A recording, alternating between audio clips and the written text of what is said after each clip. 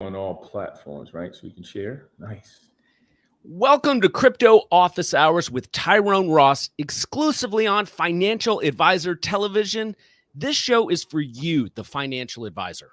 We're going to broadcast live on Twitter, YouTube, Facebook, and LinkedIn to give you, the advisor, an opportunity to ask questions that you might have around the areas of crypto and your practice. So if you'd like to add to the conversation or ask questions, whichever platform you're watching on, you can simply go into the comments section, type your question, and I'll be able to pose it to Tyrone. We used to do a fairly regular it was usually quarterly, Tyrone, update on crypto when Bitcoin was 9,000. 9,000. Wow. That's how long ago it was we've been doing it. This year to date, it's already up very big, and it has some ramifications for financial advisors and for their clients. Let's start with this question. How should advisors be looking at the recent surge in the price of Bitcoin? So before I answer that question, definitely want to say, yes, grateful to you for this opportunity. Again, you had started doing these a long time ago. I think the last one we actually did, I was quarantining in a hotel because I had COVID. So it's been that long, but it's been a wonderful journey, and grateful for you always being so supportive of this mission and what I'm trying to do here. So how should advisors be looking at Bitcoin now? I think one of the things that has happened over the last couple of months, and probably let's just go back a year or so, the environments, plural there, in which Bitcoin has been tested, I think is something that advisors should be paying attention to if they haven't already started to look at how to make allocations on behalf of clients. Why do you say that? I say that because one of the things that I've always heard from advisors is there's no track record. There's no way of, determining how it will operate in different market environments. Well, here we are, right? We had so many things that Bitcoin has had to endure, and has come out on the other end of it very well, I think, right? Especially if you look at it, how much is appreciated this year, and even, 16+% since the Coinbase news. To put a ribbon on that, it simply means this. I think what advisors should be doing, I always say this, educating, learning how best to implement it in their practice. There's plenty of vehicles now, plenty of ways to get exposure. I'm sure we'll talk about one that is on the horizon here. But I think at this point, based on what advisors have seen from the largest institutions that have gotten in and stayed in, that if there is an asset that you have the most regulatory clarity on, that you can get the most liquid and compliant regulatory exposure to, it is Bitcoin. So I think it's time to at least starting to have the client conversations and then start to figure out if at all it has a place in client portfolios for your practice. You're so consistent. We started doing these shows 3-4 years ago, and we actually started the Bitcoin series because I had advisors coming to me asking about it, and I didn't understand it. And I sought you out, and you agreed to do these regular interviews. And I actually allocated to Bitcoin below 10,000 because of that. And your messaging has stayed the same on that, Tyrone. Absolutely. But the industry has changed so rapidly. Yes. And right now we're talking about spot Bitcoin ETFs from BlackRock and other institutions being filed here recently. What's your take on the spot Bitcoin ETF space today? My opinions on an ETF overall are well known, so I won't go into that. I don't think we need it. I think it's egregious. There's nothing but to print dollars for the people that already have a lot of dollars, like BlackRock. And for all of this, it's a gateway for retail and so on and so forth. It's a better option than the spot Bitcoin ETF, Cash App. So I get it. You get an ETF, it's good for the market. Folks can short it. It adds to liquidity and all these other things. But what is it that BlackRock is after? They're after assets, right? So if we're truly talking about a technology here that was meant to help people get exposure, that's where you lose me. But I think what it does, and I've softened on this thanks to Matt Hougan, because we've been on many a panel debating and arguing this. I do think for financial advisors, it provides a couple things. An easy button, right? The ability to just give a client access across all different accounts, across our entire book of business or firm and be able to rebalance and get statements and all those other things. I completely understand that. So I think that makes sense. I think what it also means is that it's a signal, right? When you have BlackRock and Fidelity and Schwab now involved, it's a signal, not Schwab, not necessarily for an ETF, but just involved in providing infrastructure. All of these larger firms that are providing infrastructure is a signal to wealth managers, advisors, asset managers, so on and so forth, that it's developing into what would be an asset class, right? If you didn't believe that before, I think you believe it now. And I think a spot ETF is going to provide that backstop, if you will, to make that argument, because I think the flows are just going to be absurd. I would be happier if the ETF gets approved by whoever. I've been saying for a long time, it'll be heresy if Matt Hougan, right, the godfather of ETFs, doesn't get the approval first. But listen, BlackRock is 574-1 in terms of getting ETFs approved. And then you have the SEC, who is 100-0 in terms of approving these things, or 0 for 100. They haven't approved one. So we'll see. Someone has to lose here. But I will say this. If they were to get approved and there was somewhere where the SEC was hangling and wrangling about all these things, you said, all right, X percentage of the flows that go in here, those dollars that come into this fund, X amount has to go to providing financial education in rural and urban communities, I'd be all for an ETF, any ETF. But I know that's not going to happen.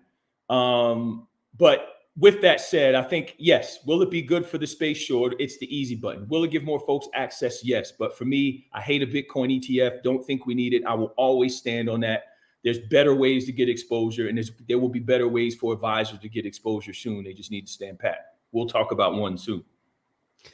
I'm curious how they would actually determine what the spot price is for Bitcoin on a daily basis. Do you have any idea how they do that?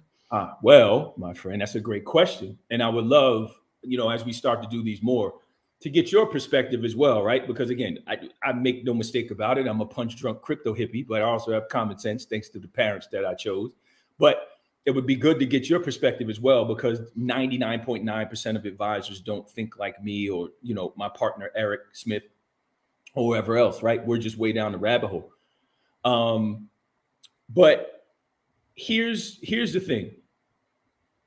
If financial advisors are going to get access to this, right? Again, I always talk about the education. I always talk about all the different things that needs to happen.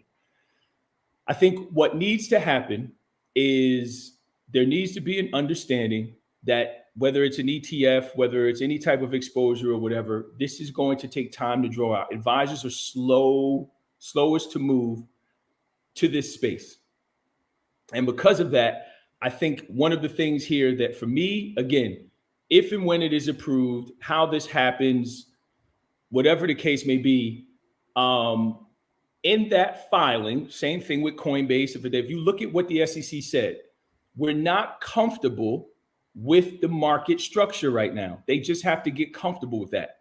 I've been lucky enough to have some conversations, behind closed door meetings with the SEC and Senator Cory Booker and other folks about this. Their concern is, well, nothing's regulated. It's just, right? Whether that's true or not or whatever, we won't debate that here.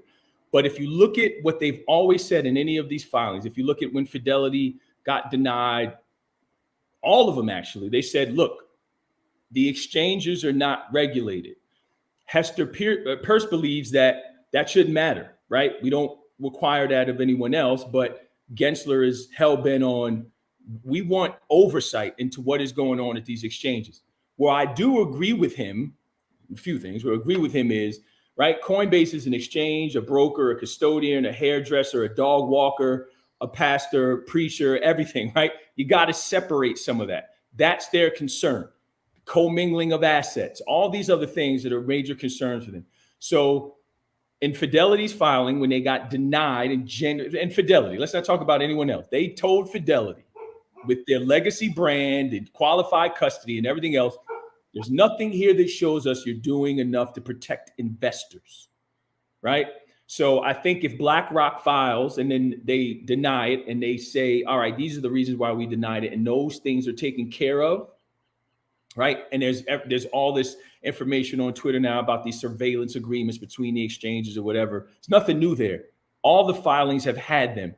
But I think until that gets resolved, any type of infrastructure, whether ETF or not, they have to get comfortable with there being transfer agents and ATSs that they're comfortable with, and broker dealers, registering broker dealers and qualified custodians. We've made progress on that. So we'll see what happens. I mean, in their filing, they're saying they're using Coinbase as a custodian right after the SEC sues them. So we'll see what happens in the filing. But I think anything, whether it's an ETF or whatever it is, that the infrastructure still needs to be laid so that advisors are comfortable that it's compliant. Let's pivot to Fidelity and what they're doing in the crypto space. So for the novice, could you lay out exactly what the Fidelity digital assets offering it is, and then some of the recent news that's come out and why it matters to advisors? Yeah. So first of all, shout out to Steve Capone and the whole Fidelity Digital Assets team. I just did a webinar with them. It was a great turnout. Did a webinar there. And everyone knows that follows me, I absolutely love Sprinkles cupcakes, and they sent me some cupcakes. So shout to Fidelity Digital Assets. I appreciate you. So I want to be sensitive with this here because I did talk to Steve yesterday, and there's been a lot of news of Fidelity doing all types of crazy things. But as far as this is concerned, which I think is bigger than an ETF, and it's not going to get as much press, and I think folks just don't understand. I forget what day it was. It was last week. It was shared with me a brochure, and I actually, let's do this. Let's go back 3 months ago. 3 months ago, if you look at my LinkedIn, there's a post when the news came out that Fidelity had made the retail offering available, and folks were able to go and buy Bitcoin and ETH at Fidelity. I had a post 3 months ago, but I also have another one 3 years ago. But let's stay most recent. 3 years ago saying, hey, everybody, you know what comes next. You just knew at some point they were going to turn this on for advisors. It was just the next shoe to drop. And I thought that was going to be monumental. Great. Shortly after that, they reached out to me about this webinar, and we were, it was just, they're rolling out some research and wanted to bring me on for this webinar series that I, myself and Rick Edelman and a few other folks have been on. And in that initial call, I said, hey, I know you saw my post, because they were intimating about some of the things that we're going to discuss. And I'm like, it's funny. If you were in the space and you're building in the space for advisors, you just knew that this was coming and it's monumental. And they were like, yeah, So I say that to say, before I get into that this isn't officially live yet. They're testing it. It's going to be rolled out to a bunch of folks. But if you know anything about Fidelity, right? Advisors to custody with Fidelity are very familiar with Wealthscape, right? And in Wealthscape, you get access to a whole ecosystem of partners and third-party folks that part of the Fidelity ecosystem that you could use. One of the things that I've been saying for the last 8 years, when an advisor can sit down at their workstation, log into Fidelity, Schwab, Merrill, Morningstar, whatever, and open an account for a client right there that is linked to a qualified custodian, where that client could then bill, model portfolios, rebalance, do all of these things. It is game over, right? So much so that I was hell-bent on helping build that technology and access to be able to do that. I just knew that was the thing. Because the space was built for retail. It wasn't built for advisors. So now it's very easy for retail and the clients of advisors to open accounts. Difficult for financial advisors. Now there's been more access to that, but it takes some 1-2, if you will. But if I custody with Fidelity and then I have access through Wealthscape, they're allowing you to do all of that, right? So they're allowing you to open an account, have qualified custody, right? Bitcoin and Ethereum, which are the two that, look at that, regulatory clarity, performance reporting, research, educate, all right there. That is monumental and way more impactful than an ETF in my opinion. One, because who knows who gets approved with the ETF, but Fidelity is giving advisors everything. I always use this example. I use it with investors. I use it with prospective clients, employees, everything. What a financial advisor doesn't want to do, and you know this, advisors pay a lot of money for their tech. I don't want to pay $2 million for a condo and go across the street to use the bathroom. That doesn't make any sense, right? I want it all here. I don't want to leave my workflow. I don't want to go and have to do this and then see if it comes back and then the links break and the data is incomplete and the client is pissed off. I don't want to do that. What I want to do is have it all right here. I want to log into Orion. I want to log into Adapar. I want to go into, Fidelity, be able to go into Wealthscape, be able to get whatever I need. I want to be able to go into Workstation, whatever it is, and it just be easy. That's why, again, an ETF would be that. But in this case, when you get it all and you're getting it from a trusted brand, again, that advisors trust and know and never question. And I even said this to Hester. What's interesting is if you're going to use some of the crypto qualified custodians that are out there, there's a very high bar. But an advisor will start an RIA tomorrow and won't even think twice about Fidelity or Schwab. Just, I'm signing up with them or Pershing. It's just, they're just there. But you're required to do so much due diligence on the other side. So to me, it's not going to get depressed. But that is massive, like incredibly massive. And when I got that DM last weekend, that advisor and then some of the other folks that had gotten to were incredibly excited for that reason, because it's going to give them peace of mind. And thus you have the ability to expose your clients to it, which I think is huge. So help the novices understand. So we've got a custodial relationship with Fidelity. We want to add crypto services to what we offer our clients. Does the advisor see that inside of their Wealthscape? And are those digital assets then on the statements that the clients receive, all in one bundle? Yeah. And this is, again, based on what I saw, I don't imagine how it would work any other way. That's why it's so monumental. And that's the thing. What you just said, everything you just ask any advisor that is in the space right now working with crypto assets. That's not either it doesn't exist, or if you do have it, it's not great. It's a lot of manual processes there. Mm-hmm. But if you can go right into Wealthscape and all of that is done for you, oh man, along with custody of Fidelity, any questions you would have in regards to this new safeguarding rule, which is, by the way, a doozy, are solved. Again, an ETF doesn't solve that, especially if the custodian is Coinbase. Yeah. I want to get into that safeguarding rule because I'm not familiar with it, and I bet a lot of viewers aren't. But first, is it going back to Wealthscape and having this integration, can the advisor then go and apply their management fee on those crypto assets? The actual nuance of that, like that, there's a lot more that has to be released there. I'll leave that up to them to say, but if I'm trying to figure it out, I don't see why not. That's what makes it so brilliant to me, because if it's all there, I can blend the fee. Like it's all the assets right there, stick it next to the traditional things, wrap your fee on top, done, set it and forget it. Yeah. So I'd imagine that would be a key feature and one of the questions advisors would ask, but I can't imagine you wouldn't be able to do that. Yeah. But I'm sure they'll have more information soon. Tell us about that new rule. I'm not familiar with it. So they label it as this safeguarding rule, but it's basically a new custody rule for financial advisors. 100 plus pages that I've actually sat and went through a lot of it, especially because at 401, we don't have a crypto offering yet, and we're trying to get there, but we're going to skip over the centralized entities. It's a minefield now. We're just going to go on chain, doing everything on chain. So I was looking for an avenue there where moving on chain and doing model portfolios and everything on chain makes sense. We found that. We're working towards that slowly. So really excited about that. But the gist of the new rule is basically the SEC wants to update the custody rule based on a lot of the things that are happening now, especially as it pertains to crypto assets.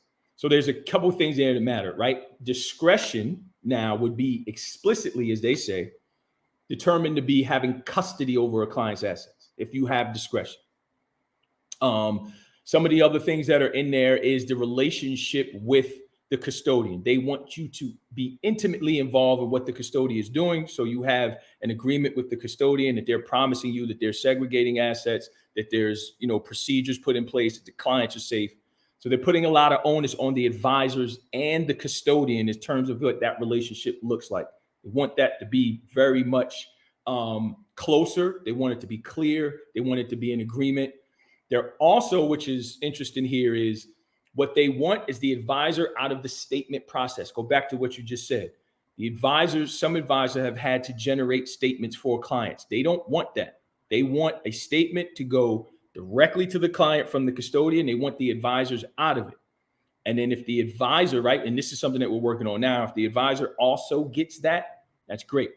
Notice filing, all these other things. Mr. and Mrs. Client, your assets are held at Coinbase. They are segregated. They are held in cold storage. They are dun. Here's your account number with all these things that it's in there. There's a lot baked in there. So that new custody rule, which a lot of folks have, submitted comments for, hopefully, impacts again. And they're basically saying any and all assets need a qualified custodian now. That's the other thing that's a change. And the discretion one is big for any advisor, right? Because you get in the, standard letters of agreement and everything else in there. There's a lot of nuance that I think advisors should check out. If not, ask your compliance officer or your regulatory counsel. But for those that have any interest in working in crypto, Gensler has used that as his way to regulate the space, make it really hard on advisors, make it really hard on the custodians to kill it, right? The issue with that is, who does that hurt? It ultimately crushes the smaller advisors, because just everything you would have to do, the price, if you're starting to be, somewhat of a vanguard here and push into doing crypto because you have younger clients or you think this is a way to grow your business, is going to be very expensive to comply. That's tough. And then ultimately retail gets hurt here as well, because those folks that I think there's still 100+ million accounts at Coinbase. If those folks either are attached to advisor or want an advisor, they're making it difficult for the advisor to work with the end retail client. So retail gets hurt in the end. I believe the SEC's mission is to protect the individual investors. So those actions are draconian to say the least, but I think if advisors pay attention to them, particularly as it pertains to their business model as well, if you are an AUM advisor, if you are using SMAs, all that is in there. They break all of that down. Before we get off this, I want to say this though. One of the reasons with all of this regulatory clarity and things we can get into, one of the things I've always said, there was never anything that was obtuse about what they felt RIAs should be doing, right? If you go back to February of 21, I believe, and then December of 20, they gave guidance on broker dealers. If you want to be a broker dealer, this is the bar, incredibly high. That's why you've seen no things there. And in February of 21, I believe, they put out a risk alert for RIAs, right? I tell advisors all the time, go print that out, stick it on the fridge, right? That's what they want you to follow. So there was always clarity there as far as, hey, this is what we think of Bitcoin and Ethereum. This is what you should be doing in terms of billing and record keeping and qualified custody and all these other things. And then they just bolted on, right, the trifecta with now this new safeguarding or custody rule with that. So advisors had guidance so far as the eye could see if you wanted to be in the space, especially if you were just doing Bitcoin and Ethereum. But if you started to move out, right, on the curve there, it was a higher bar, but there were clarity there. Now, hybrid, independent broker dealer, wirehouse, completely different. But for RIAs, there were some clarity there and still is. All right, let's go deeper on RIAs. So I work with some aggregators that have, 25, 30, 40 advisors under their umbrella. They have not dipped into the digital asset space yet, but it's something that needs to be on their radar. If you were me as a consultant, speaking with an aggregator with that type of framework of having, 20 to 40 advisors, how do you introduce the concept to the firm and what do they need to be thinking about? Oh man, there's some big news coming that I wish I could mention right now, which will help the aggregators and this person. Hang on. Give it another month or so. But so I think there's a couple things here, right? Let's use some traditional examples. 20 to 30%, right? Some studies show of, in a traditional relationship, 20, 30% of a client's assets are held away from a financial advisor. Go back to what I just said before. This is a space that was built for retail. So I think there was another study to show 90+% of all crypto wealth is held outside of the purview of wealth managers. So you put those things together in the pot, right? You go, okay, held away, not locked away, right? Shout out to Michael Kitces, who I think coined that, held away, not locked away. So what an aggregator does, as we all know, right? It's you aggregate data, you aggregate accounts, right? You aggregate information. What the aggregators have the ability to do now is pull that data in. So now the advisor is just seeing it, having a conversation around it, and really start to introduce it to the client. So there's no, I'm not asking for public and private keys. I'm not asking the client to do anything. I'm not suggesting a 7% allocation to Bitcoin. I'm not doing any of that. So I think the aggregators in our space have a unique opportunity here, especially now, right? There's a compliance angle to this as well, which I'll get into. But especially now where the aggregators have a unique opportunity to go grab that information, right? Bring that back into the platforms that advisors use and just go, look, you thought you had a $2 million client. This client is $3.5 million. Now the advisor goes, I would love to get paid on a $3.5 million account than a $2 million account, right? So that's incredibly important. The compliance angle to this is again, for the aggregators and the folks out there is this. Let's give an example, and this is a real life example that was given to Eric and I when we have a meeting with our counsel. We were going through our ADV, we're updating our ADV, and he goes, hey, do you guys own Coinbase at all or any of these things that you're talking about? Yeah. Do you have clients who have Coinbase accounts? Yeah. That's an outside business activity. What do you mean? Right? So he explained to us, if you're helping with the client and you know that that client has Coinbase and you as a firm hold Coinbase, so let's just say a firm, forget just the two of us, but imagine $100 billion RIA or $50 billion RIA that has a sizable position in this, where there are advisors in that firm that are allocating to this and then helping clients. That has to be listed as an outside business activity because you materially benefit from the price of the stock going up and so on and so forth. So you have to list that. So imagine being able to aggregate all of that outside information that clients have. And then internally, hey, the data shows, again, shout out to my Bitwise family, right? Advisors, every time they do this study, the advisors are more active holding crypto than they have clients that are holding crypto that they're active working with individuals with. So we know if we go in-house, there are a lot of advisors who are closet crypto hippies. Come out of the closet, show us what you own, right? That is important for compliance purposes because we know that you have been having conversations with clients or helping clients open Coinbase accounts, whatever. I've been saying this for years, right? It boggles my mind how many advisors have come to me and say, oh yeah, I helped the client open this Coinbase account. I helped the client open this account. What are you doing? Right? And then turning around, if you are, again, Coinbase goes public, you buy Coinbase, all these different things. You can get into the whole GBTC part of it as well.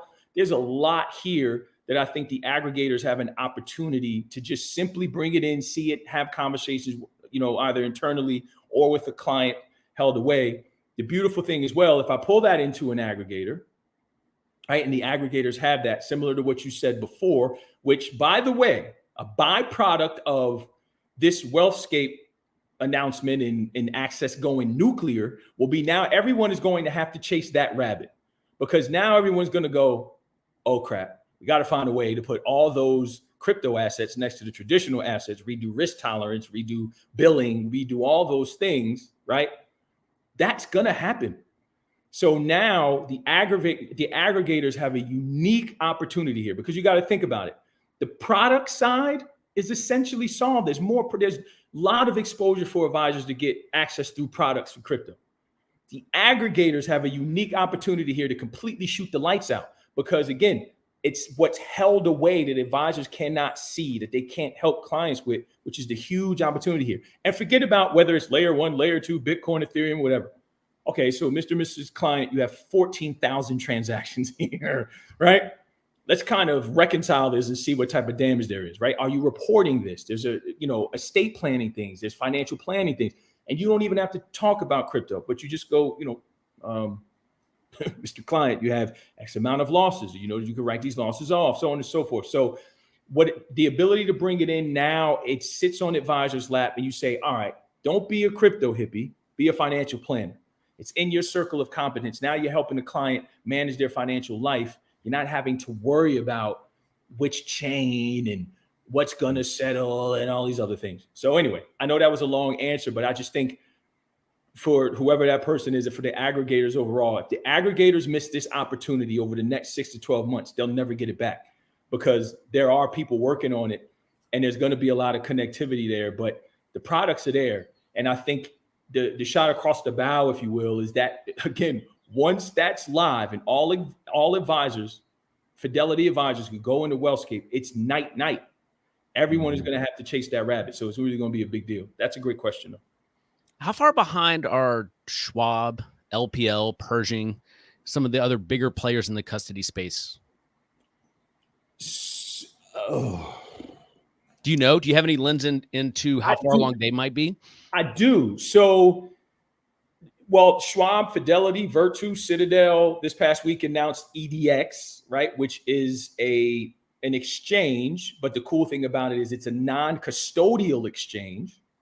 So they're not going to be custodying the assets, but they're working on adding custody and clearing soon. But they're just going to make a market, which is huge. So Schwab is there. And Schwab has been kind of, there's been some announcements here with Schwab that folks have been ignoring.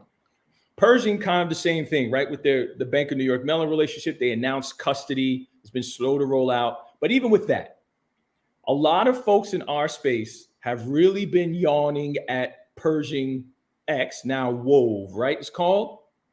That's a big deal. That is a big deal.